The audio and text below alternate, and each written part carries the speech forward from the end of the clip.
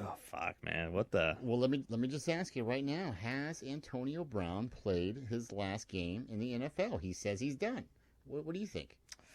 Yeah, I actually worry for his mental health. Actually, man, I think. Now you're a therapist, so you do actually Yeah, have something to I speak think on. there's some. I think whether it be CT, I think probably some mood disorder. I mean, his behavior is so erratic. I mean, like literally after being told not to go and contact the person, he goes and contacts them, and then um, he trashes the Patriots owner and the organization, the NFL, which they said directly related to them not paying him the $9 million that technically is owed to him because it's just like he's acting so erratic. And this is the type of guy that he doesn't exactly spend like frivolous, conservatively. He's going to be broke.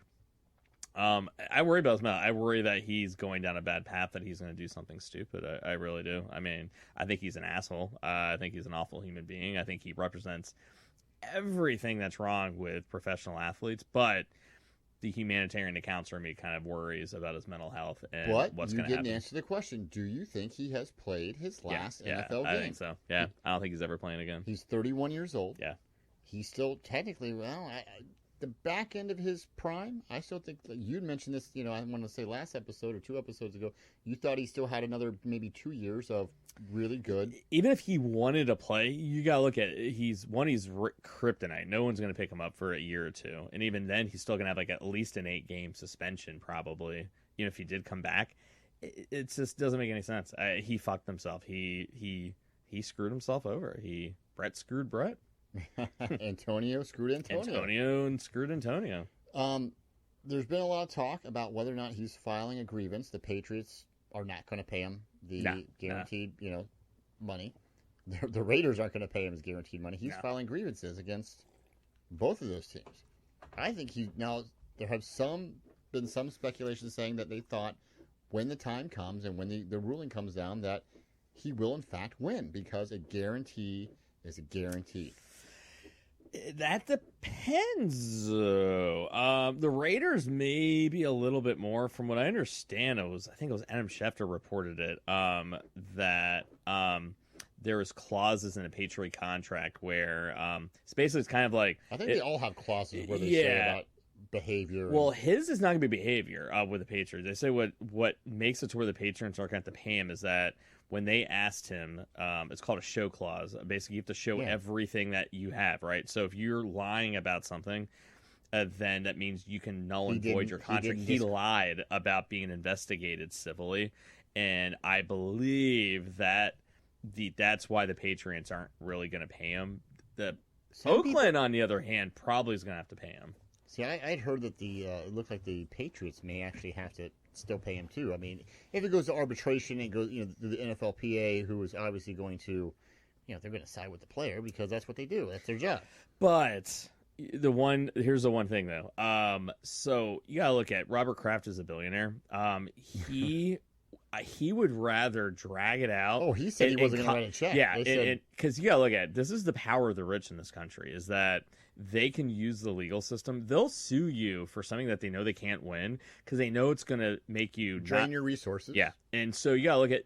They would make Antonio Brown spend $3-4 million paying attorneys to even win, and it would take years. And so that's what Kraft would do. And I think if I were Antonio Brown's person going, dude, you're going to spend $3 or $4 million just to get it, right? Well, the Patriots technically, in theory, owe him $9 million, is it? So, I mean, it's not a small.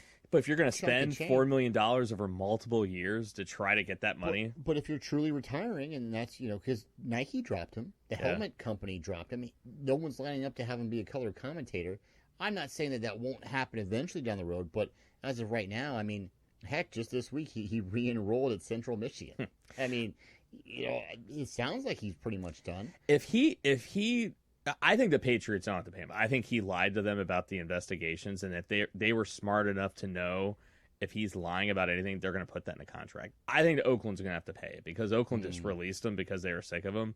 Oakland's going to have to pay it. I don't think New England has to pay it. I think they covered their ass. See, I feel like it's almost the opposite. I almost feel like that Oakland would be more off the hook, and then Patriots would be on. But that's again, you don't know until everything really comes out, and it's But he lied. arbitration. He lied to the Patriots, and the Patriots allegedly have a clause in there going, if you lied to us and didn't tell us everything, your contract's null and void. Yeah. So he totally is in breach of contract. I think that's where the Patriots. You got to look at, just because you're an asshole doesn't mean you're in breach of contract with Oakland.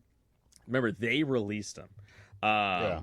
I mean, unless they have some behavior clause in there about what he said, the threatening stuff, but I can't imagine, because you look at, they were pretty much on good terms with him when they traded him, so I don't imagine him having language, or Rosenhaus or Boris, whoever is, I think it's Rosenhaus. Yeah, had probably no way would make him even sign a contract and trade him if they had some stupid clauses in there. So it'll be interesting. I think he's fucked anyway. Look at it. I mean, anyway, he threw away all that money, so.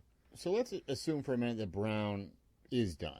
Yeah. All right. Well, first of all, let me ask you this: if he's not done with the NFL, if you're an owner or a GM of a team and you can get Brown at a significantly discounted price, maybe not right away, but week 8, week 12, you're getting towards the playoffs, maybe even next season. Is that someone you take a chance on? No. No? He's a cancer. I mean, the Patriots couldn't even make it work. Okay. No way. Would you want him on your team? That's true. I mean, the Patriots couldn't make everyone work. Yeah. Yeah. They can make Josh Gordon work. Randy Moss. That's pretty telling when Josh Gordon is the least. Ocho Cinco. Josh Gordon is like the least of the liabilities of your receiving corps. You got some problems, yeah.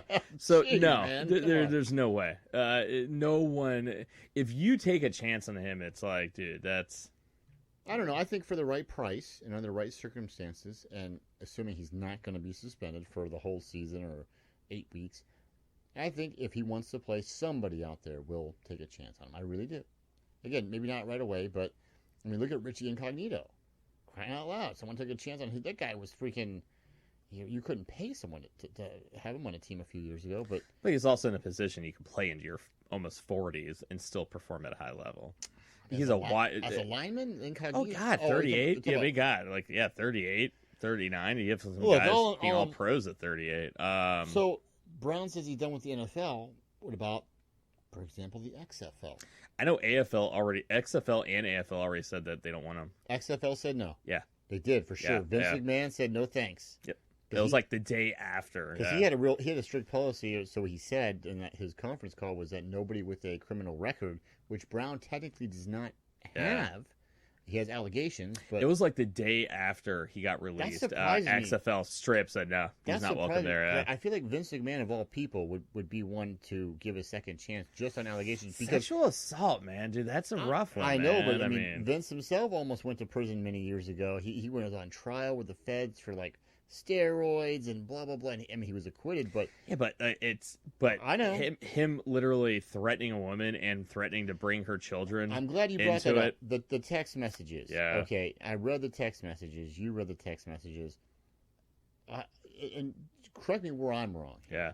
I read it and I reread it. Where exactly was he threatening this person, this woman? The NFL, everyone told him, do not contact her. They straight told her, I know that. I'm saying is, where did he specifically? Because again, I read it. It was just disparaging, basically, that you're a broke ass bitch. You know, the only reason. And the funny thing was, like, she wasn't suing him for any money.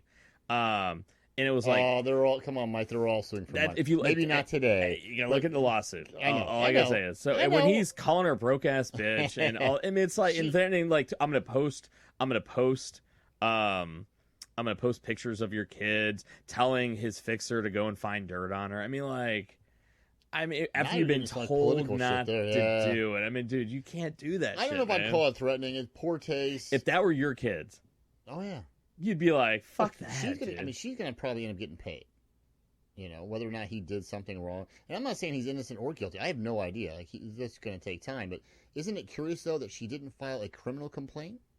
Yeah, no, I do agree. Why would she not file a criminal complaint, but rather just file a what, a grievance or with So the NFL? Just let them know, hey, I'm going to sue him? Or So this is what you got to understand about sexual assault. Women are, women are very much treated like sluts. They had it coming. I mean, we had interns that worked for a lot of the domestic. The shit that you've seen cops do and say in these cases would make it to where it put it this way.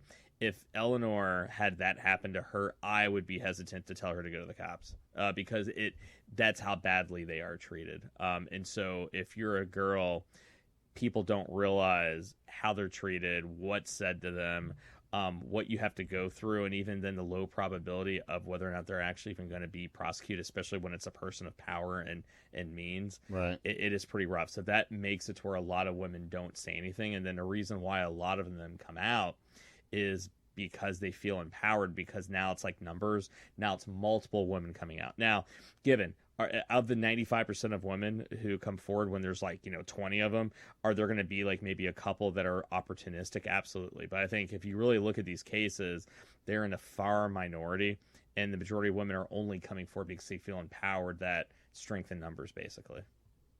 So, yeah. Makes sense to me. Yeah, I mean, it's fucked. I mean, because I kind of was like you before I knew about a lot of these things, and then when I've heard stories, and even now I have a client that is, had something happen at a school, and going through the whole process, it's messed up. I mean, it's almost more traumatic for them to go through the process to make a report to it. It's just wrong. It really is. And the more the person comes from means and family, it's not a desirable experience.